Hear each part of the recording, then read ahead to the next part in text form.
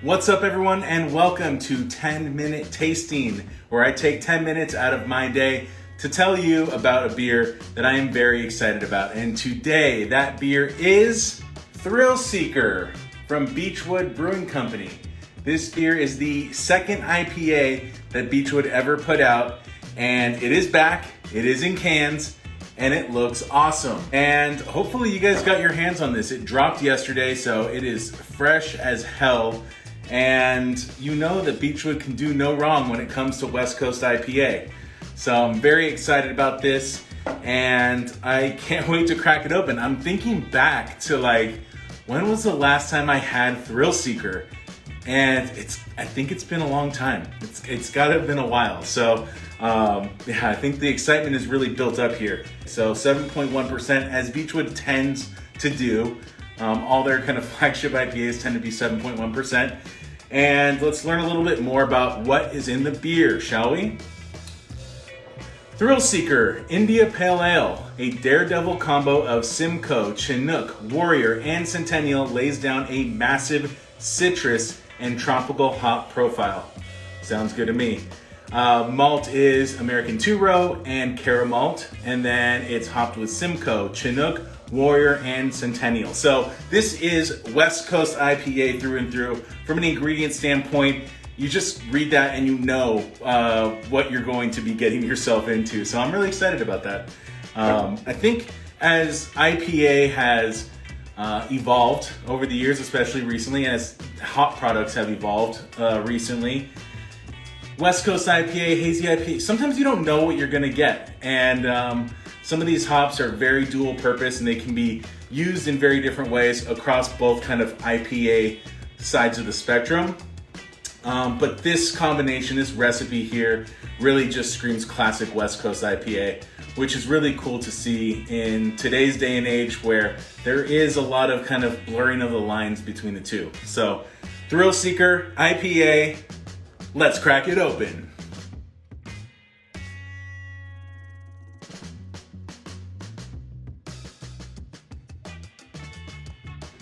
Kind of an aggressive pour here.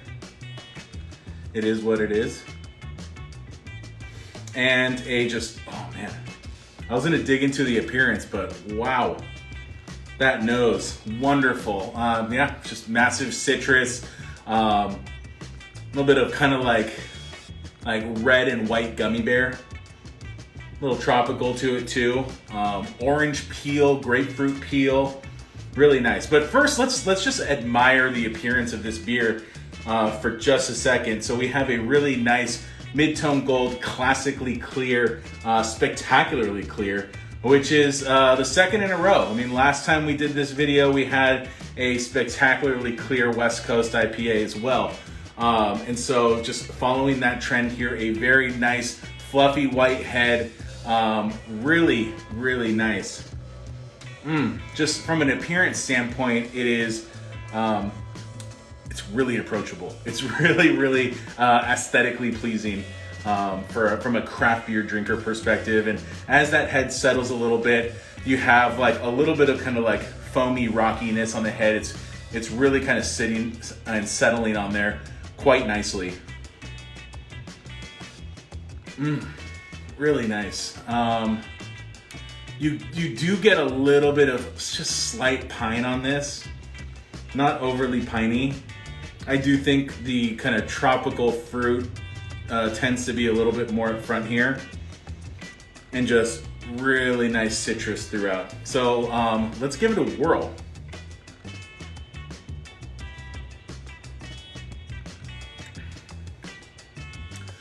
Wow. So actually, I thought this beer was gonna drink a little bit kind of sweeter and maltier than it does. This beer is incredibly dry. Really, really nicely attenuated. Excellent bitterness.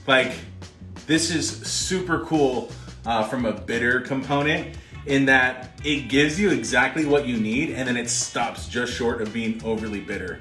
It's really, really nice. Incredibly well balanced.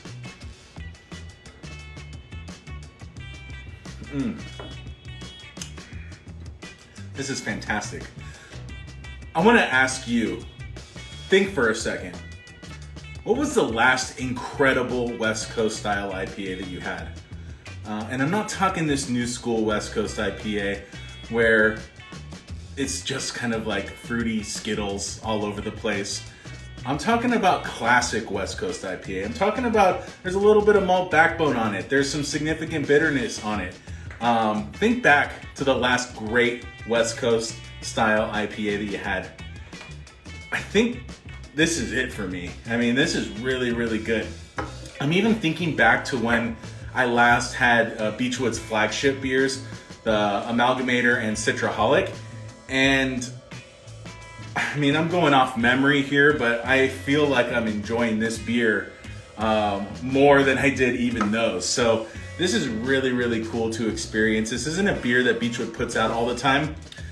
So it's nice to have beers that like are the flagships, they're the cores, you know you can always go back to them. But then there's special beers like this that are incredibly well done, that are just kind of like masterful in execution, and they're not around all the time. So you can go out of your way and pick up a 4-pack or two and really enjoy it and savor a moment that doesn't occur or can't occur all the time. That's what I'm doing right here. That's what I'm doing right now with Thrillseeker. Hats off to Julian and the entire brewing team at Beachwood for pulling off another just flawlessly executed beer.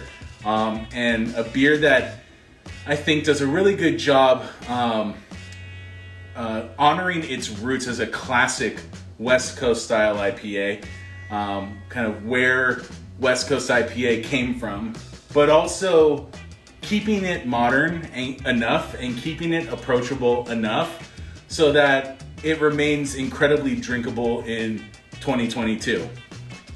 Maybe you understand what I'm talking about, maybe you don't, but I think that there's something to be said about how you can execute a beer and really play to the tradition of the style. Even though West Coast IPA from a traditional style standpoint is not, you know, all that long ago, but it has evolved. I feel like if you drink enough beer here on the West Coast, you know, and even elsewhere, now that other locations are starting to brew West Coast style IPA, you know that this is a style that is in constant flux, and it's really nice to come to a beer that like gives you everything that you're looking for, and even a little bit more than that, more than what you ever thought you needed. So it's almost Valentine's Day. I'm getting a little poetic here, but yeah, this is all this to say, you should check out Thrillseeker. I mean, I'm digging it. This is great. Yeah, superb beer. Wow, incredibly well balanced, and that's really what it comes to for me these days. For a beer that I enjoy, it's gotta be really well balanced. If it's aggressively shouting in one way or another, that's it. A few sips is all you get from me, and then I'm moving on. So this is one that's going down quite quickly. I have a few more cans and they will be consumed by me, and I am very much looking forward to it. So that's gonna wrap up Thrillseeker. So get your hands on it. It's a wonderful beer.